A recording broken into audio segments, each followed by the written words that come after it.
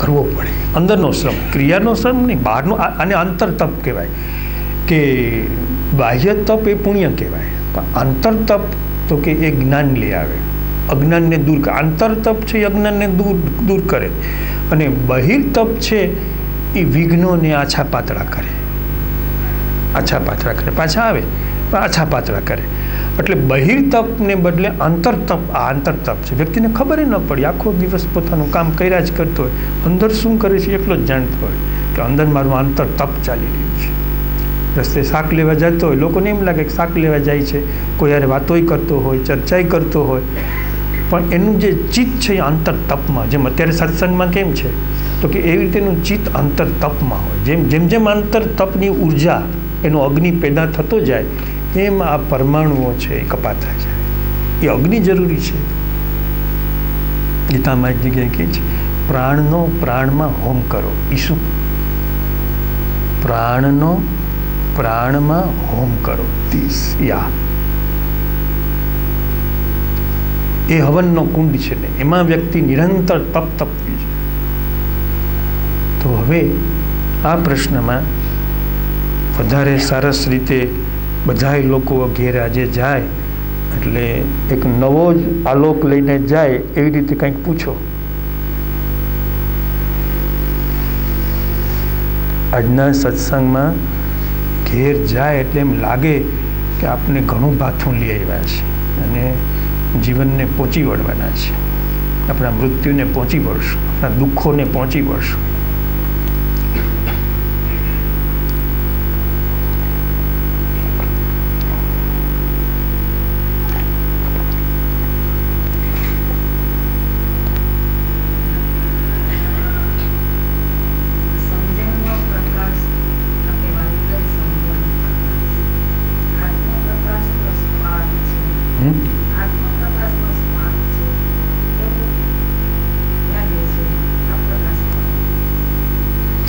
આપણે જે સમજણનો જે પ્રકાશ કહીએ છીએ ને, એટલે એમ કહે છે કે એ આત્માનો સ્પાર્ક છે, એમ કહે છે.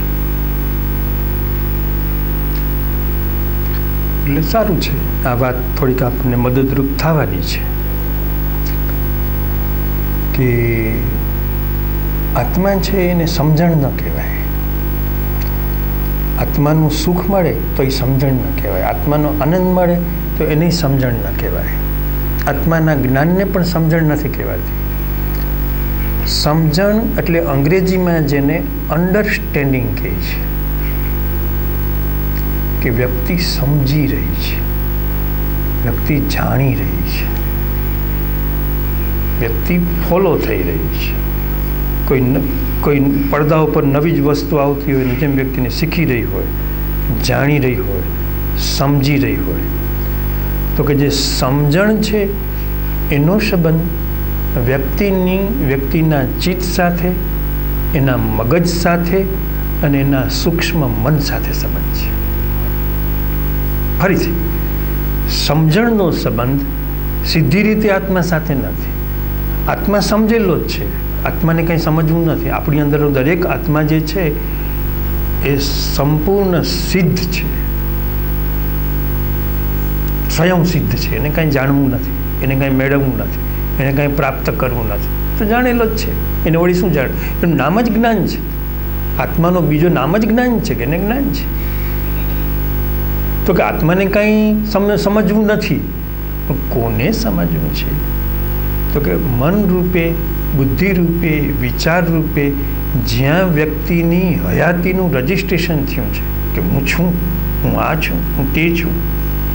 હવે એના ઉપર તીર છોડવાની જરૂર છે, બેટરી મારવાની જરૂર છે, પ્રકાશ મારવાની જરૂર છે કે ભાઈ આ ખોટું છે, આ વાત સાચી નથી, આ વાત ખોટી છે. એટલે જે ખોટી વાત સાથે વ્યક્તિની એકરૂપતા થઈ ગઈ છે એટલે આત્મા દબાઈ ગયો છે. ખોટી વાત સાથે વ્યક્તિની એકરૂપતા થઈ ગઈ છે, એની હયાતી થઈ ગઈ છે, એનું હોવાપણું થઈ ગયું છે, એનો અભિપ્રાય બંધાઈ ગયો છે, એનું મંતવ્ય બંધાઈ ગયું છે, અને એ પોતાનો અભિપ્રાય એ જ એનું જીવન છે, એ જ એનો સંદેશ છે.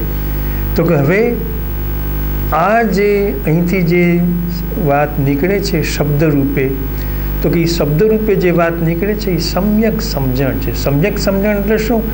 કે જેમાં આત્માની હાજરી છે, જેમાં આત્માની ઉપસ્થિતિ છે, જેમાં આત્માનો પ્રકાશ છે, અને એવા વેણ નીકળે છે, એવો ભાવ પ્રગટ થાય છે.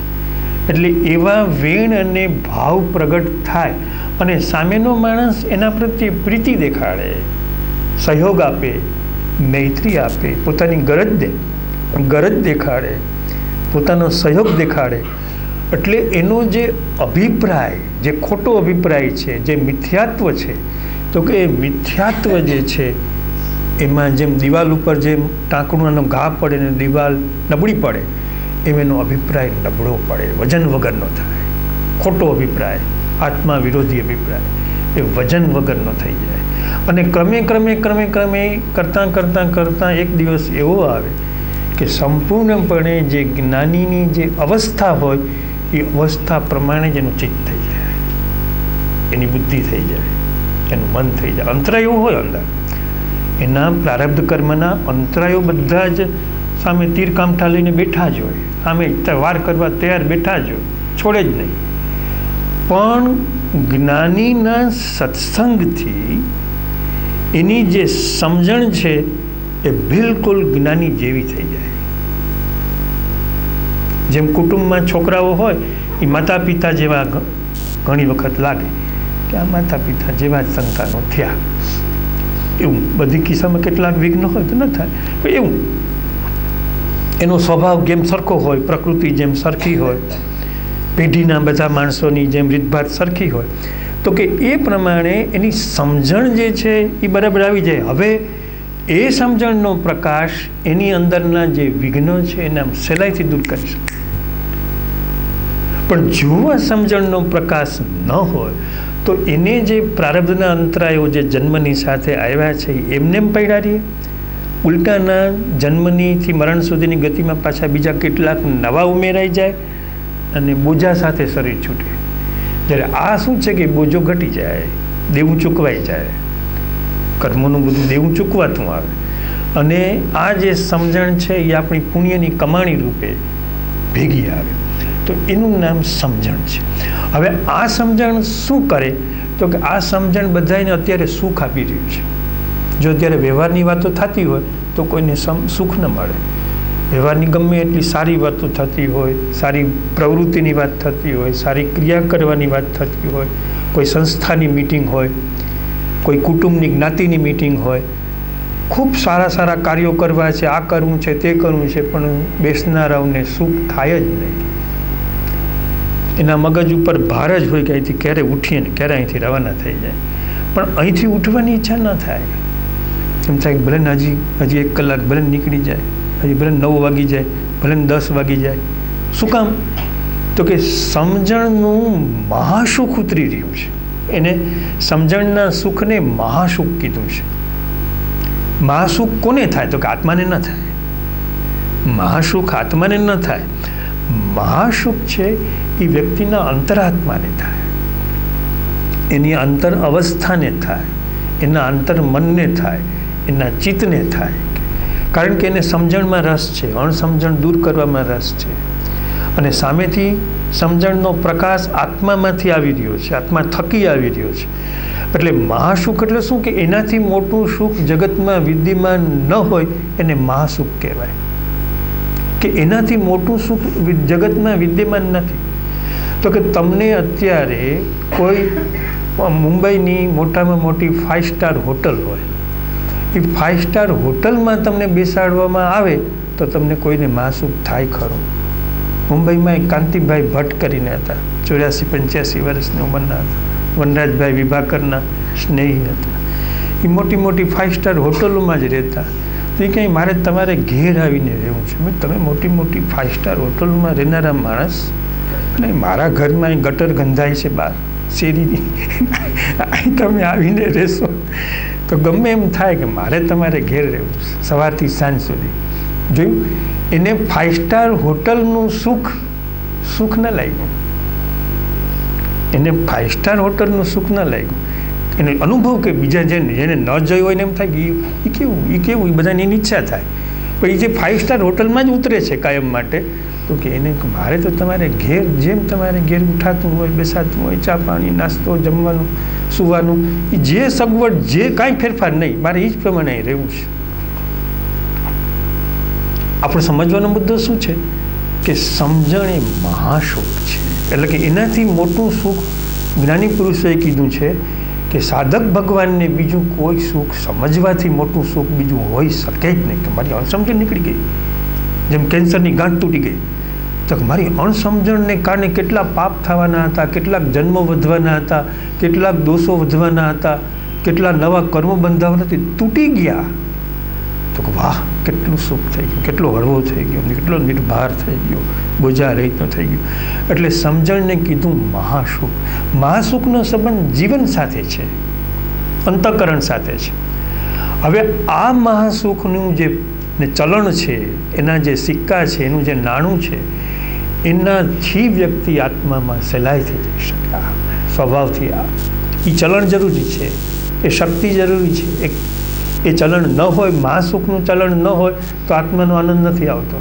એ જ્યારે મહાસુખ વર્ષે છે, એ મહાસુખ થકી ધીમે ધીમે ધીમે ધીમે આત્માની ચાંદનીનો પ્રકાશ ક્રમે ક્રમે આવે છે ને એને જીવન સાથે સંબંધ નથી. એ જીવનમાં અસાધારણ દુઃખો હોય તો એ દુઃખોની હારોહાર પણ એ ચાલે. કે એક તરફથી જીવનના દુઃખો હોય, શરીરના દુઃખો હોય, મનના દુઃખો હોય, અને એ દુઃખોની પડખે જ એ પ્રકાશતો હોય. અને એ એટલું સુખ આપે, એટલો આનંદ આપે, એટલો આનંદ આપે કે આ દુઃખ છે એ કંઈ લેખામાં જ ના લાગે, કંઈ લેખામાં જ ના લાગે. વ્યક્તિને મૃત્યુ આવ્યું હોય, કાચું મૃત્યુ આવ્યું હોય, એને કંઈ લાગે, જણાય નહીં. તો હવે આપનો પ્રશ્ન કે આ જે સમજણ છે એ આત્માનો સ્પાર્ક છે, એવો શબ્દ વાપર્યો છે, તો આપણે એને સમજણને, સુખને જરાક વ્યવસ્થિત શબ્દ મૂકીએ તો પ્રજ્ઞાશક્તિ કહેવાય. આત્માના સ્પાર્કને બદલે કે એ પ્રજ્ઞાશક્તિ છે. પ્રજ્ઞા એક શક્તિ છે. તો કે જેમ બુદ્ધિની શક્તિ છે, જેમ વિચારની શક્તિ છે, એમ પ્રજ્ઞા એક સ્વયંભૂ શરીરથી પરની, મનથી પરની, સૂક્ષ્મ શરીરથી પરની એક શક્તિ છે. અને એ શક્તિ આત્મા થકી નિર્માણ થાય છે. અને એટલા માટે એ જે સમજણ છે એ નિત્ય કહેવામાં આવે છે. તમે એન્જિનિયર થયા હો તો એ નિત્ય સમજણ નથી, અનિત્ય સમજણ છે. તમે ડૉક્ટર થયા હો, વકીલ થયા હો, તમને વેપારનો કંઈક અનુભવ હોય, એ બધી જે છે એ અનિત્ય સમજણ છે. તો કે એના પરમાણુઓ, સ્મૃતિના પરમાણુઓ જે છે એ નાશ પામી જાય છે, વિખેરાઈ જાય છે. પણ અહીં જે આ સમજણ છે, તો કે એ સમજણ છે એ નિત્ય છે, શાશ્વત છે. કારણ કે એ સમજણની જે કમાણી થકી જ વ્યક્તિ, પેલી જે લલ્લેશ્વરી હતી, એણે એ સમજણની કમાણીથી જ જોયું કે આ માણસ ગયા જન્મમાં જે જન્મ, મારી સુવાવડ વખતે જન્મીને હું મરી ગઈ, કે એ જ આવ્યો છે. તો કે એ જે એની સમજણ ભેગી આવી, એની સાથે આવી, અને એ સમજણ એની જે સાથે આવી, તો કે એની કમાણી, તો કે એને કારણે આ જન્મમાં પણ નાની ઉંમરની 14, 15, 16 વર્ષની ઉંમરે પણ જ્ઞાનનો પ્રકાશ એને થાય છે. ઘણાને 6 વર્ષે થાય છે, 7 વર્ષે થાય છે, 8 વર્ષે થાય છે, નાની નાની ઉંમરમાં. એ 7 વર્ષના બાળકને કાચું બાળ છે, તો કે એના આવ્યું ક્યાંથી? તો કે આ સમજણ છે એ નિત્ય છે.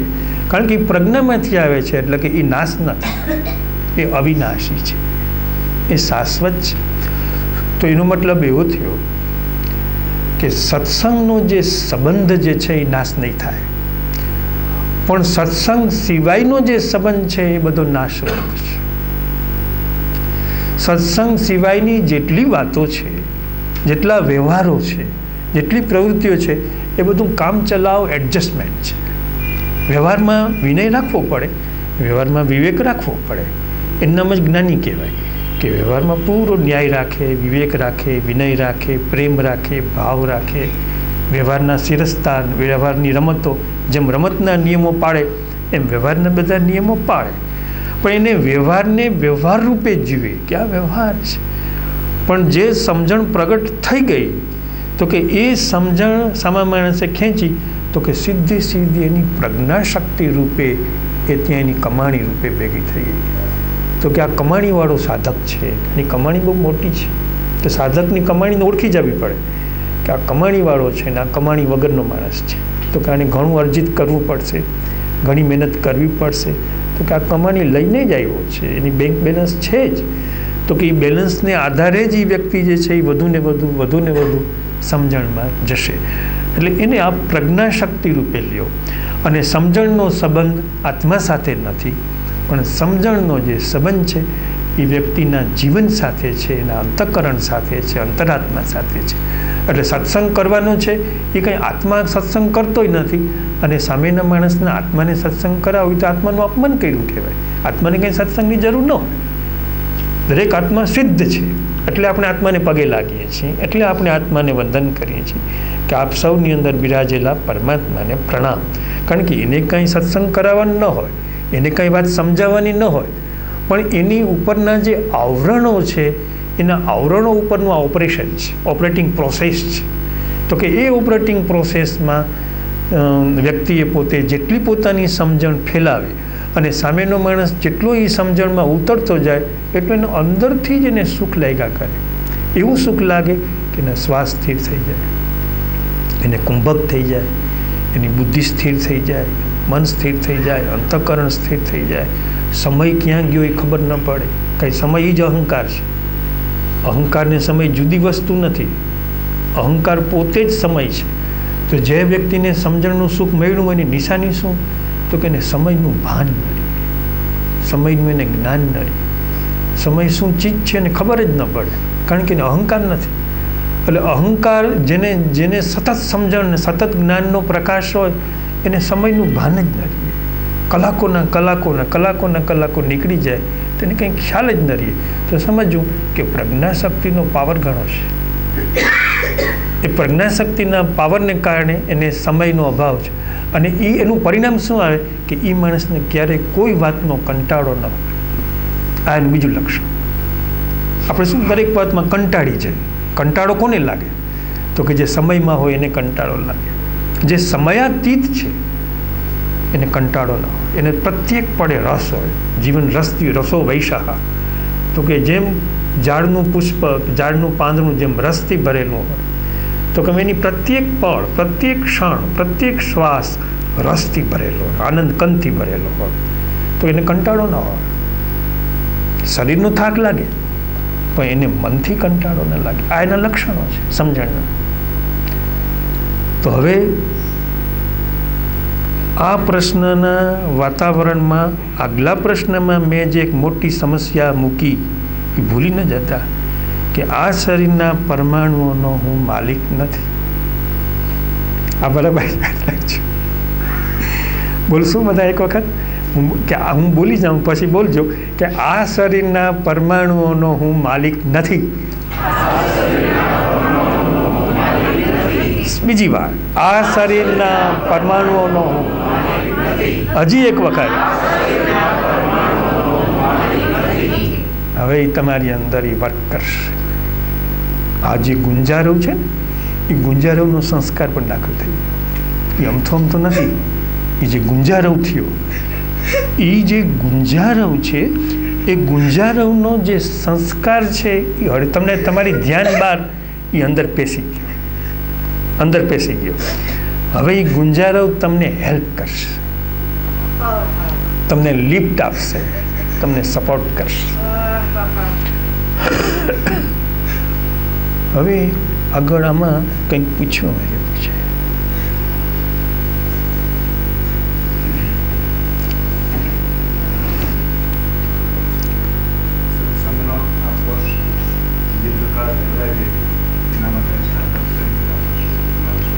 સત્સંગનો આ કોષ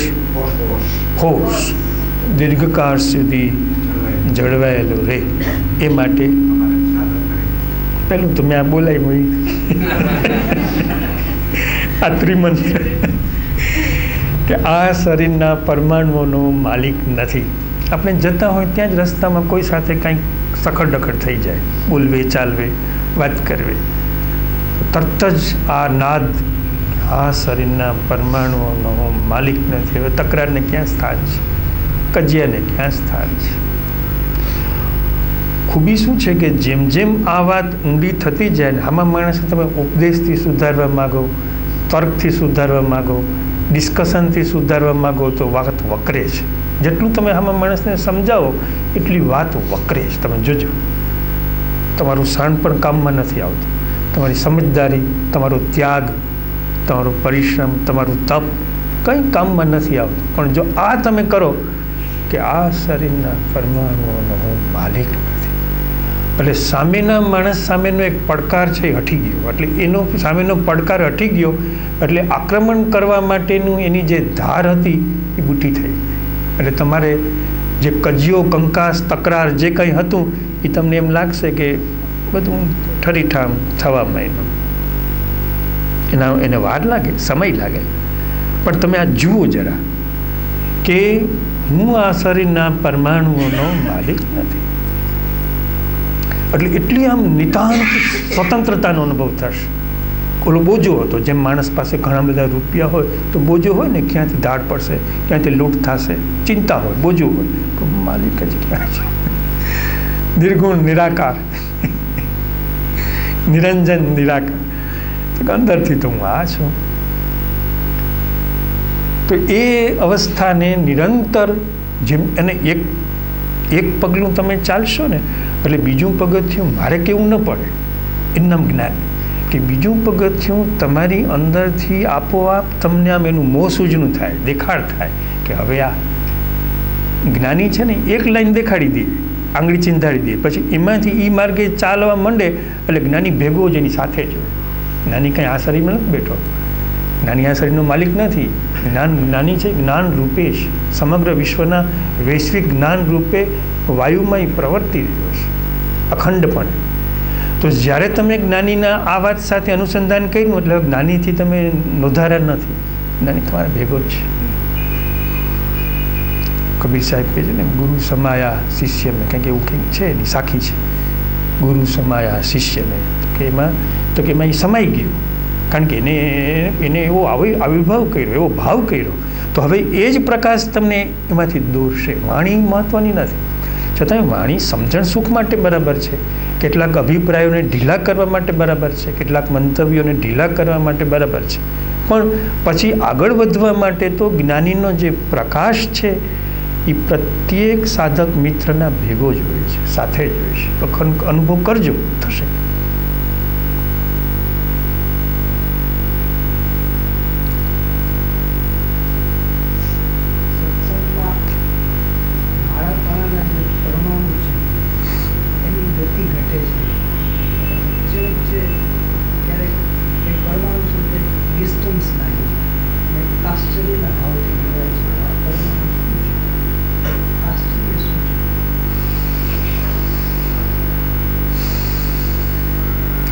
સત્સંગની અંદર જે આપણી અંદર જુદા જુદા જે પરમાણુઓનો જે ફોર્સ છે, એની જે ગતિ છે, એ સત્સંગના પ્રવાહને કારણે એનો ફોર્સ આમ ઘટતો જતો લાગે છે. હું જરા સમજવા માગું છું, એ ઘટવા માંડે છે અને પછી એ પરમાણુઓ પ્રત્યે આશ્ચર્યની નજર જાય છે કે આ શું છે.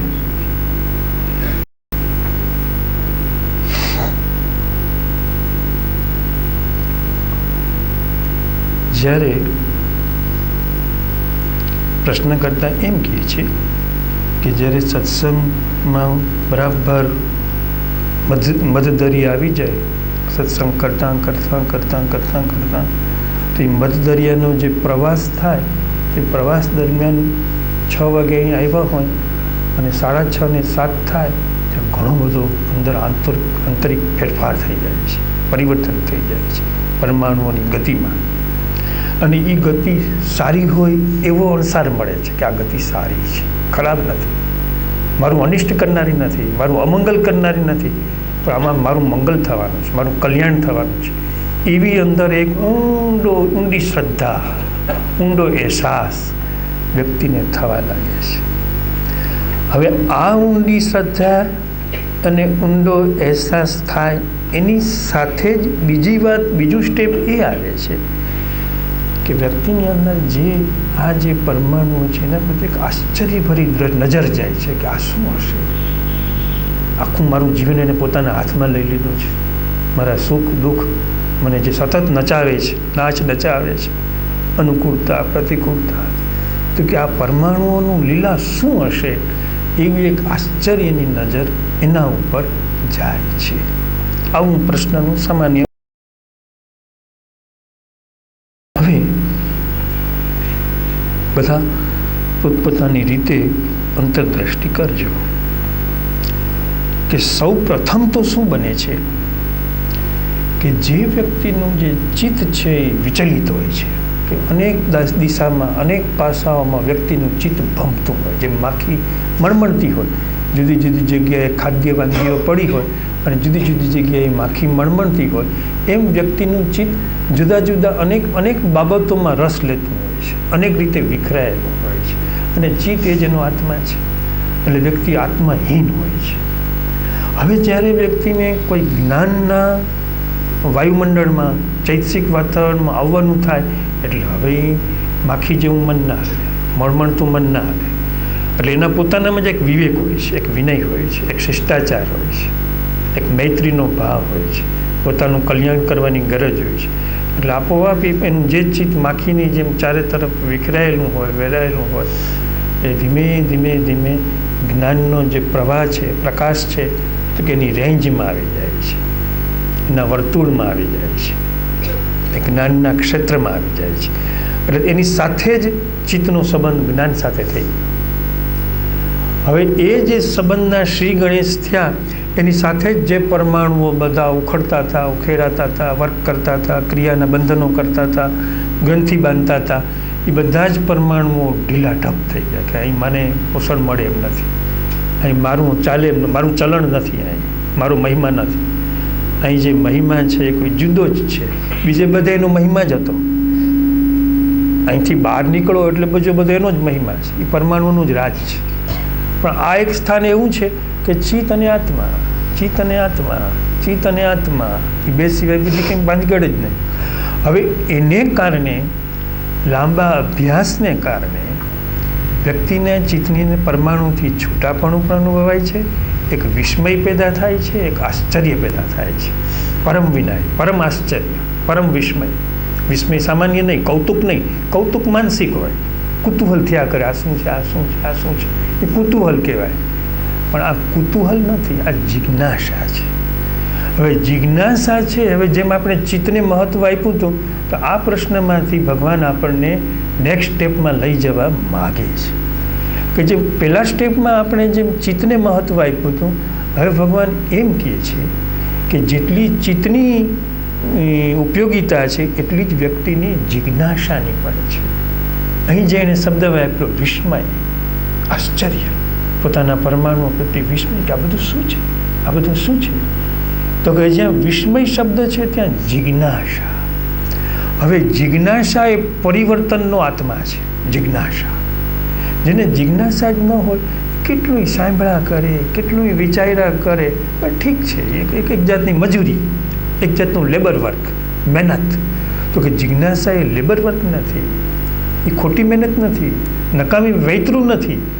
પણ જિજ્ઞાસા વ્યક્તિનું થાય છે કે અત્યાર સુધી તો હું એમાં રસ લેતો નહોતો, બહારના વિષયોમાં, બહારની વાર્તાઓમાં, બહારની કથાઓમાં, એમાં હું રસ લેતો હતો, હવે તો મને આમાં રસ છે અંદર. કારણ કે એના ઉપર જ આખા મારા જીવનનું ભવન ઊભું છે. તો હવે ભવનનો પાયો જ મારે ઠીક કરવો પડે એમ છે. તો કે બહાર રસ લીધા કરીશ તો કંઈ આ પાયો કાંઈ સંધાવાનો નથી, તો ભાંગી જ પડવાનો છે, તૂટી જ પડવાનો. પણ જો એ બહાર જે રસ લઉં છું એટલો જ રસ જો આમાં લઉં તો કંઈક થાય એવું છે, કંઈક ચમત્કાર થાય એવું છે, કંઈક થઈ જાય એવું છે. એટલે હદ સુધી ભગવાન કહે છે કે વ્યક્તિનું શરીર છૂટતું હોય એની 2-5 મિનિટ પહેલાં પણ જો આ વસ્તુ આવી જાય તો એની ગતિ બદલાઈ જાય. શરીર છૂટવાને 2-5 મિનિટની વાર હોય અને 2-5 મિનિટ પહેલાં જ વ્યક્તિની અંદર જિજ્ઞાસાનો અગ્નિ પ્રજ્વલિત થઈ જાય તો આખું એનું જે હેલિકોપ્ટર છે એ જુદી જ દિશા પકડી, જુદી જ દિશા ગતિ કરી. કારણ કે અગ્નિ બદલાઈ ગયો, બળતણ બદલાઈ ગયું, હવે એ બળતણ જુદી જ દિશામાં લઈ જશે. તો હવે અહીંયા પ્રશ્ન ચિત્તની સાથે વ્યક્તિએ પોતાની જે જિજ્ઞાસા છે એ નિરંતર અહીંયા ચિત્તને જ્ઞાન સાથે જોડી શકાય છે, પણ હવે અહીં હાજર ન હોય અને જે રાણપરા સાહેબે જે પ્રશ્ન કર્યો કે હવે અમારે શું કરવું, તો કે એનો જવાબ પણ અહીં મળે છે કે વ્યક્તિએ પોતે પોતાના જે પરમાણુઓ છે એને જેમ અહીંયા પોતાના જ્ઞાની પ્રત્યે જેમ પોતાનું ચિત્ત રાખે છે એમ પોતાના પરમાણુઓ સાથે પોતાના ચિત્તને ત્યાં એડજસ્ટ કરવું, ટ્યુનિંગ કરવું. કે જગતને જોવામાં બહુ સાર નથી, દુનિયાને જોવામાં બહુ સાર નથી, એ જગતથી ભાગી જવાનું હોય નથી, છટકી જવાનું નથી, પણ જગતને જોવાને નિમિત્તે હું મારા પોતાના ચિત્તને મારા પરમાણુઓ સાથે જોડી રહ્યો છું, મારા પરમાણુઓ સાથે અનુસંધાન કરી રહ્યો છું. એમ જેમ જેમ જેમ એ કરતી જશે તેમ એ પરમાણુઓ શેના બનેલા છે, કયા પ્રકારના બનેલા છે, એની તાસીર શું છે, એની પ્રકૃતિ શું છે, એ આ જન્મગત છે કે બહારના છે, કે મારી ઉપરની પેઢીમાંથી આવેલા છે, મારા વારસામાં આવેલા છે, કે મારી પોતાની અર્જિત કમાણી છે, તેમાંથી બે નોખા પડશે કે જે મારી કમાણીના પરમાણુ હશે એ દેખાઈ આવશે કે આ મારા વારસાના પરમાણુ નથી, પિતૃપક્ષનાય નથી અને માતૃપક્ષનાય નથી. આ જે પરમાણુઓ છે કોઈ જુદી જ અલૌકિક દિશામાંથી આવી રહ્યા છે અને એ જ મારો તારણહાર છે, એ જ મારો રક્ષણહાર છે, એ જ મારો પાલક છે, એ જ મારો વિશ્વનાથ છે. એવો એને અનુભવ પોતાના આ પરમાણુઓના ઓબ્ઝર્વેશનમાંથી, નિરીક્ષણમાંથી અહેસાસ આવશે અને અહેસાસ અને શ્રદ્ધા એવી આવશે કે એ શ્રદ્ધાને જગતની કોઈ નકારાત્મક શક્તિ હટાવી નહીં શકે, હચમચાવી નહીં શકે, નબળી નહીં પાડી શકે, કારણ કે એનું પોતાનું સ્વયંભૂ જ્ઞાન પ્રગટ થયું, સ્વયંભૂ સમજણ પ્રગટ થઈ. તો હવે એને પાછું કેમ ઠેલાય, પાછું કેમ વળે, ન જ વળે. તો વ્યક્તિએ પોતે અહીંયા જેમ પોતાનું ચિત્ત અહીં જ્ઞાનધારામાં આપ્યું છે એમ સત્સંગ પછી પોતાનું ચિત્ત પોતાની પ્રકૃતિની અંદર ચાલતી જે ગતિ છે પરમાણુઓની એમાં યથા સમયે જેમ જેમ એને અવકાશ મળતો જાય એમ એને આપી. સૂતા હોય 10 વાગે સૂતા હોય ને 11 વાગ્યા સુધી ઊંઘ ના આવે તો 11 વાગ્યા સુધી કંઈ શક્તિનો દુર્વ્યય ન કરાય, કંઈ અપવ્યય ન કરાય, માત્ર પડખા ન ફેરવ્યા કરાય. એ 10 થી 11 1 કલાક ઊંઘ ના આવે એટલે અહીં જેમ ચિત્ત જ્ઞાન સાથે જોડાયેલું છે તેમ એ ચિત્ત છે એ પરમાણુઓ સાથે જોડાયેલા. લોકોને એમ લાગે કે સૂતા છે, પણ આપણે 1 કલાક સુધી જેમ અહીં સત્સંગ કર્યો એમ એ પોતાના પરમાણુઓનું નિરીક્ષણ, અવલોકન ચાલે. તો એ અવલોકન કરવાથી જ પરમાણુ બદલાઈ જાય છે. આ ખૂબી છે. એને અવલોકનનો અગ્નિ દેખાણો નથી એટલે એ ગતિ કરે છે, એટલે એ ઊંડા મૂળ નાખે છે. પણ એક વખત એને અંદરનું અવલોકનની શક્તિ એની સામે જુએ એટલે પોતાનો સ્વભાવ બદલી નાખે છે, પોતાની પ્રકૃતિ બદલી નાખે છે. એની પ્રકૃતિ એક વખત એને અંદરનું અવલોકનનો અગ્નિ એની સામે આવીને ઊભો રહી જાય પછી એનો મૂળ સ્વભાવ બદલાઈ જાય છે, એનો એ રહેતો નથી. તો આ જે વિસ્મય, આ જે આશ્ચર્ય એ નિરંતર ચાલુ રાખવું. એમ કરતાં કરતાં કરતાં વ્યક્તિને આત્મજ્ઞાનની ક્ષણ આવશે. એમ કરતાં કરતાં કે એ પરમાણુઓ પછી શું, કે પરમાણુને તો જોયા, હવે શું, તો કે પરમાણુ પછી શું છે, તો કે પછીની જે વાત છે એ આ છે. પછીનો પોતાનો જે મૂળ સ્વભાવ છે એ પોતાનો સ્વભાવ છે, જેમ આકાશમાં ઇન્દ્રધનુષ થાય એ મૂળ સ્વભાવ જે છે એ પ્રગટ થવા લાગે છે કે આ વ્યક્તિ પોતાના સ્વભાવમાં છે, પોતાની મૂળ ધારામાં છે. એમાં પરમાણુ એ શાંત થઈ જાય છે. જ્યારે પરમાણુઓ શાંત થાય ત્યારે સૌ સાથે એક, જેને પરમાણુ શાંત થયાનું લક્ષણ શું, કે જેના પરમાણુ શાંત થયા હોય એને સૌ સાથે એકતા લાગે. સૌ સાથે એટલે કે જે વિરોધી હોય એની સાથે પણ, જે દુશ્મન હોય એની સાથે પણ, જે ત્રાસ આપતો હોય એની સાથે પણ, જે આપણને હેરાન કરતો હોય એની સાથે પણ. ઓલું શું છે કે હેરાન કરનાર હોય એની સામે આપણા પરમાણુ અંદર અથડાતા હોય, કૂટાતા હોય અંદર ને અંદર. પણ જ્યારે વ્યક્તિની પરમાણુઓથી નિવૃત્તિ થાય એટલે કોઈ બીજા પરમાણુઓ અને આપણા પરમાણુઓ એ બેની સામસામી કોઈ લાઈન, ફ્રન્ટ લાઈન રહેતી જ નથી. પછી માત્ર અવસ્થા રહે છે, માત્ર સ્વભાવ રહે છે. તો કે એ જે સ્વભાવનું જે સુખ છે એ તરફ જવા માટેનો આ એક માર્ગ છે, આ એક રસ્તો છે.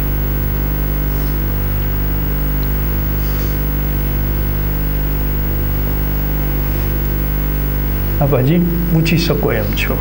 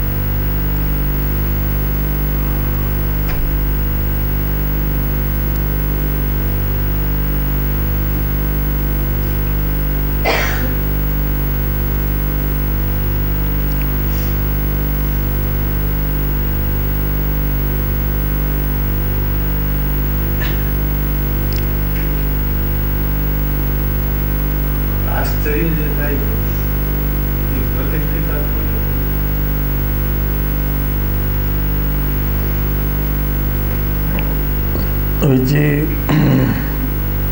આ ખૂણા ઉપરથી જે પ્રશ્ન આશ્ચર્યનો આવ્યો, ઠેઠ સામેને ખૂણેથી એવો પ્રશ્ન પૂછે છે કે એ આશ્ચર્ય પ્રતિષ્ઠિત આત્માને થાય છે કે કોને થાય છે?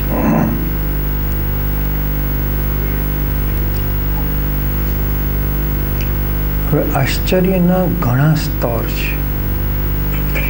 એક જ વ્યક્તિને 1981ની સાલમાં જે આશ્ચર્યના કોર્નર્સ હોય, સેન્ટર્સ હોય, એ 1985માં ન હોય. નવી વસાહત ત્યાં આવી જાય, 1990માં બદલાઈ જાય, 1995માં બદલી જાય, 2000માં બદલાઈ જાય. કારણ કે પુરુષાર્થ ચાલી રહ્યો છે, મોટો યજ્ઞ ચાલી રહ્યો છે. એટલે પુરુષાર્થનું ગતિ હોય. એટલે શરૂઆતમાં જે આશ્ચર્ય થાય એ વ્યક્તિને માનસિક થાય, બૌદ્ધિક થાય.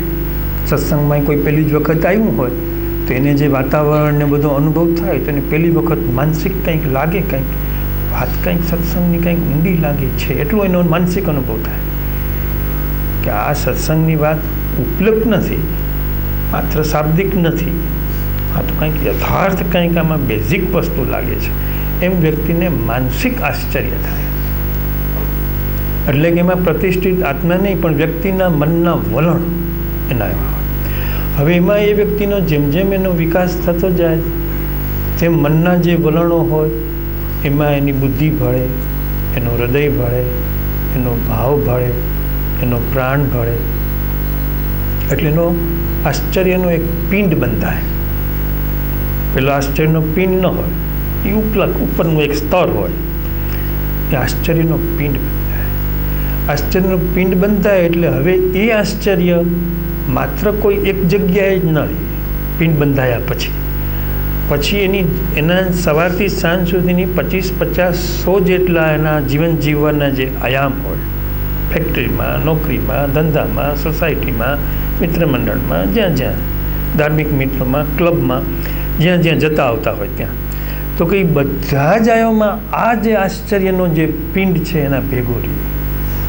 એને આશ્ચર્ય ઊભું ન કરવું પડે, એને આશ્ચર્યની સાથે જ તો કે હવે એ આશ્ચર્યના જીવનમાં વણાઈ ગયું છે. હવે આ જે જીવનમાં વણાયેલું જે આશ્ચર્ય છે એ હજી તો જીવનને જ સમૃદ્ધ કરે, જીવનને જ સશક્ત કરે, જીવનને જ બળવાન કરે, જીવનને જ રસિક કરે. હજી એ પોતે પરમાણુઓથી નોખા પડવા, દુઃખ મુક્તિ મેળવવી કે આત્મામાં જવું એ હજી એમાં આવે નહીં. જ્યારે એનો પિંડ મજબૂત થાય ને પછી પોતાના જીવનના જે પ્રશ્નો અને સમસ્યાઓ એમાં જ્યારે એને એમ લાગે કે મને કોઈ પ્રશ્નો અને સમસ્યામાં માર્ગદર્શન મળતું નથી, મને કામમાં આવતું નથી, મારું આશ્ચર્ય, મારું વિસ્મય, મારું પ્રદાન, મારી આ વિષયની મારી ગતિ પ્રગતિ મને આમાં મારું દુઃખ મોડું કરતી નથી, મારા આધિવ્યાધિ ઉપાધિ કાપતી નથી, એમ જ્યારે અનુભવ લાગે એટલે એની અંદર ગરજ ઊભી થાય, એક ગરજાળપણું ઊભું થાય. હવે આ ફેક્ટર્સ, આ પ્રશ્નમાંથી આપણે જે જાણી લેવાની જરૂર એ છે કે કેટલાક તત્વજ્ઞાનના શોખીન હોય છે, બુદ્ધિશાળી માણસો ઘણા હોય છે, શોખીન હોય છે, તત્વજ્ઞાનનો અભ્યાસ કરે, બીજા માણસને બુદ્ધિમાં હરાવી દે, ચર્ચામાં, વાતચીતમાં, તો કે એ માણસ ગરજાળ નથી, એને સંકટ નથી આવ્યું. પણ આ માણસ છે એને અંદર સંકટ એના પગના તળિયા નીચે આવી પહોંચ્યું છે. એટલે હવે એને શોખ નથી તત્વજ્ઞાનનો. જેમ વિષયનો ઘણા જુદા જુદા વિષયોનો શોખ હોય, રમતગમતનો શોખ હોય, કોઈને કાંઈ હોય, એમ તત્વજ્ઞાનનો શોખ ન રહ્યો. એટલે જ્યારે વ્યક્તિની અંદર ગરજાળપણું પેદા થાય એની સાથે જ એની અંદર જે ગરજાળપણાની જે ઉર્જા છે એ પેલા પરમાણુઓને ખોતરવાનું કામ શરૂ કરે, ખોતરે, અને તમને એનો અનુભવ થાય.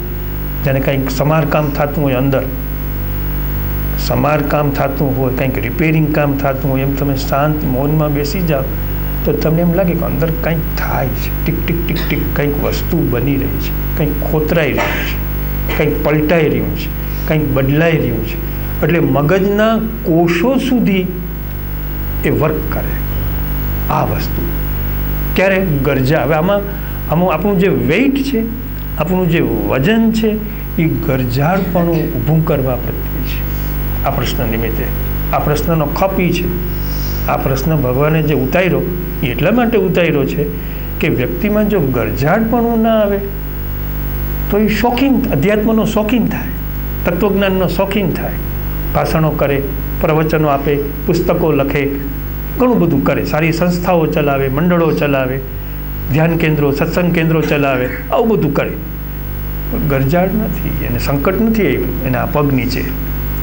તો હવે આમાંથી વ્યક્તિએ પોતાનું ગરજાળપણું જો છે કે નહીં એ એને તપાસી લેવું પડશે કે મારી અંદર ખરેખર મને જેમ ભૂખ લાગી હોય અને મને જમવાની થાળીની જરૂર પડે એવી જ રીતે મને આ જ્ઞાનની જરૂર છે. નહીંતર હું ફેંકાઈ જઈશ, નહીં તો મારો ક્યાંય પાટો બાજશે નહીં, કોઈ મારો હાથ ચાલશે નહીં. એવી અંદર ઊંડી ગરજ, એ ગરજની એક ઉર્જા છે, ગરજની એક શક્તિ છે. એ શક્તિ અંદર જે આ બધું પરમાણુઓ જે બદલાવે એમાં જેને આપ પ્રતિષ્ઠિત આત્મા કહો છો, અથવા તો એને માટે બીજો અંગ્રેજી શબ્દ મેગ્નેટિક સેન્ટર, કે વ્યક્તિની અંદર એક મેગ્નેટિક સેન્ટર ડેવલપ થાય. સાધકોમાં એક મેગ્નેટિક સેન્ટર હોય, સાચા ભક્તો હોય, યથાર્થ ભક્તો હોય, એમાં એક મેગ્નેટિક સેન્ટર હોય કે નિરંતર પરમ ઉર્જા પ્રત્યે ખેંચાયેલા જો જ્યારે જુઓ ત્યારે ગમે ત્યાં હોય, પણ એ શક્તિ પ્રત્યે જ ખેંચાયેલા હોય. ક્યાંય લગ્નના પ્રસંગમાં જતા હોય, વરઘોડામાં જતા હોય, પણ એનું મેગ્નેટિક સેન્ટર એને ભગવાન તરફ જ ખેંચી જતા હોય. એ જતા હોય પ્રોસેસરમાં, તો એનું મેગ્નેટિક સેન્ટરને ત્યાં લઈ જતું હોય, એનો પુરુષાર્થ બીજી દિશામાં થતો હોય. તો કે એ જે સેન્ટર જે છે એને આ પ્રતિષ્ઠિત આત્મા કહો છો, તો એને આ શબ્દ લગાડાય, મેગ્નેટિક સેન્ટર શબ્દ લગાડાય. હવે એ મેગ્નેટિક સેન્ટર પણ પરમાણુઓનું બનેલું છે, એક ટેકરો છે, એક સહજ અવસ્થા નથી, સાધો સહજ સમાધિ. તો કે એ ટેકરો છે, જેમ માથામાં વાગી ગયું હોય ને ઢીમણું થઈ ગયું, એક ટેકરો છે, પણ ટેકરો કામનો છે, દીવાદંડી જેવો છે કે આજુબાજુ પ્રકાશ ફેંકે છે. હવે એ જે મેગ્નેટિક સેન્ટર છે એ પણ જ્યારે સમરસ થવા માંડે, પોતાની ગરજ છે એ લોહીના પરમાણુઓમાં ઊંડી ઊંડી ઊંડી ઊંડી ઊંડી કોઈ એક કેન્દ્ર રહેવાને બદલે સમગ્ર રીતે વ્યાપી જાય, ફેલાઈ જાય, એટલે મેગ્નેટિક જે સેન્ટર છે એ સમરસ થઈ જાય, એટલે કે એ તમારી પ્રકૃતિમાં અને તમારા સ્વભાવમાં આવી જાય.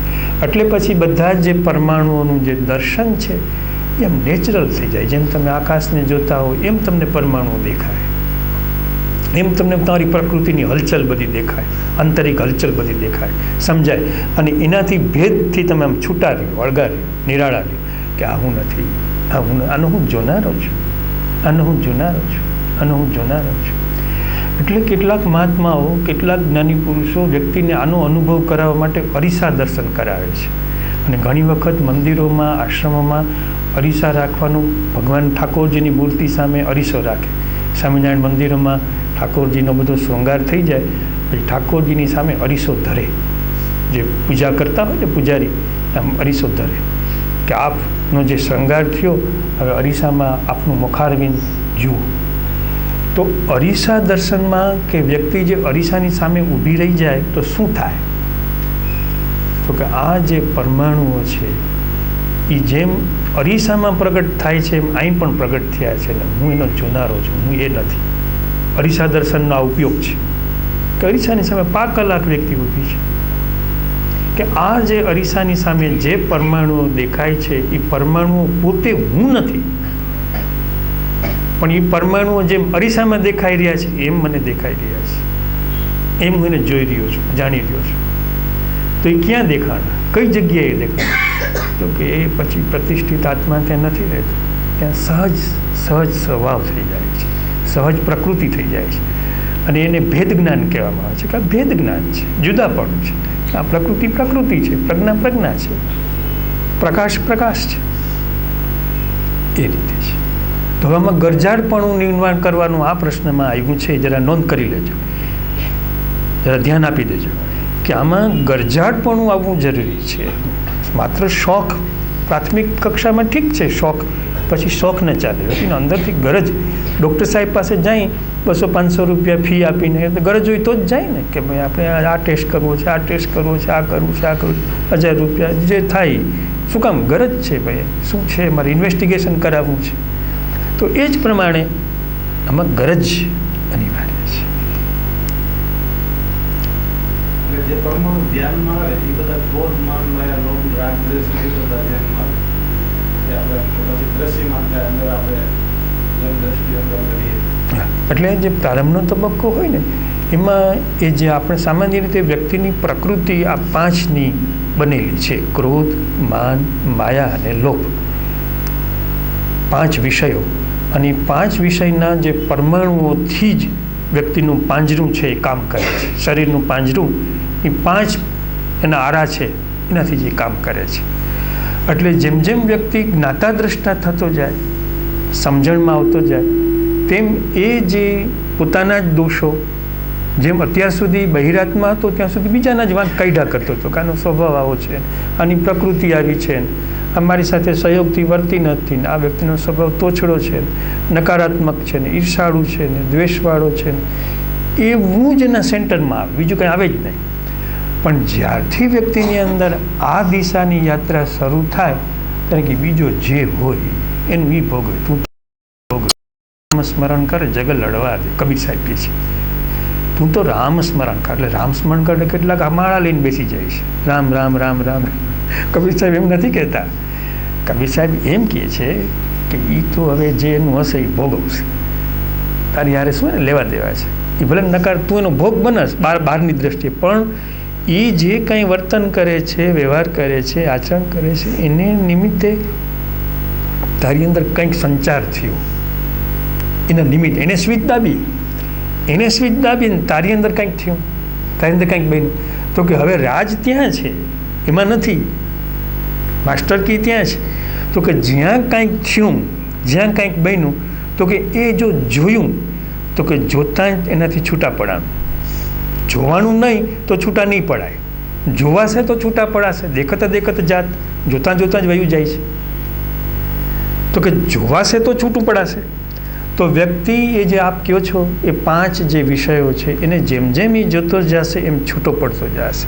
એ આપણે પ્રારંભના ચરણની વાત કરી, પછી અંદર બીજા ચરણની વાત એ કરી કે એ જે 5 છે એ બંધનના પરમાણુઓ છે, અને બીજા જે પરમાણુઓ છે એ આપણી અંદર પુણ્યના કમાણીના છે, શાશ્વત પરમાણુઓ છે. એ વગર કોઈ વ્યક્તિ ભેગો થાય નહીં. જો એ પરમાણુ ન હોય તો કોઈની તાકાત નથી કે આ દાદરો ચડીને આવીને બેસી શકે. પણ એની અંદર એવા પરમાણુ પડ્યા હોય તો જ અહીં આવી શકે, તો જ અહીં અનુસંધાન કરી શકે.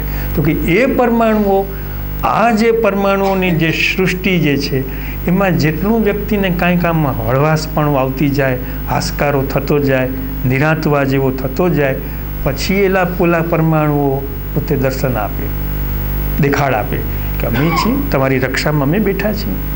અમે તમે કાંઈ એકલા તમે પુરુષાર્થ કરી શકવાના નથી, તમારી શક્તિ નથી, તમારી તાકાત નથી, કોઈ કરી શકે પણ નહીં, પણ અમે છીએ. એટલે એ જે પરમાણુઓ છે એ વ્યક્તિને પોતાની અંદર સાધનાનું સુખ આપે છે, સમજણનું સુખ આપે છે. એમાંથી એને શાંતિ આવે છે. કેટલાકને દુઃખો વચ્ચે પણ શાંતિ આવે છે, કષ્ટો વચ્ચે પણ શાંતિ આવે છે, તકલીફો વચ્ચે પણ શાંતિ આવે છે, સોનેરી કિરણ નીકળી આવે છે. તો કે એમાંથી આવે છે. હવે એને જે વ્યક્તિ જોઈ જાય, જાણી જાય, એટલે પછી નિરંતર એના ઉછેરમાં લાગી જાય કે આને ઉછેરો, આને મોટું કરો, અને વિરાટ કરો, વિશાળ કરો.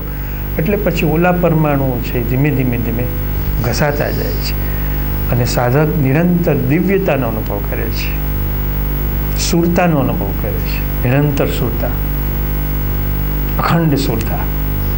આખા જગતમાં આગ લાગી હોય એને અંદર સુરતાનો અનુભવ થાય.